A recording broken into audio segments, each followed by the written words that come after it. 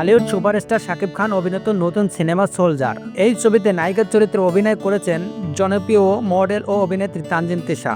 এটি তার প্রথম চলচ্চিত্র, অর্থাৎ বড় পর্দা অভিষেক হচ্ছে এই গ্ল্যামার্স অভিনেত্রীর। এতদিন ধরে গুঞ্জন চলছিল তানজিন তিশা সিনেমায় আসছেন, অবশেষে সেটি সম্ভব হলো সোলজার সিনেমার মাধ্যমে। সিনেমাটি নির্মাণ করেছেন সাকিব ফাহাদ। তিনি গণমাধ্যমকে জানিয়েছেন তিশা এরই মধ্যে সিনেমাটির শুটিং শুরু করেছেন। সোলজার একটি দেশপ্রেম নিয়ে নির্মিত হচ্ছে। পরিচালক জানিয়েছেন সবকিছু ঠিক থাকলে চলতি বছরের শেষের দিকে অথবা আগামী বছর শুরুতেই 2 ঈদ ছাড়াই সিনেমাটি মুক্তি পেতে পারে। সিনেমাটিতে শাকিব খান ও তানজিন তিশা ছাড়াও অভিনয় করেছেন গুণী অভিনেতা তারিক আনাম খান, তৌকির আহমেদ এবং জান্নাতুল ফেরদাউস ঐশী সহ আরও অনেকে। আপন নিউজ, ঢাকা।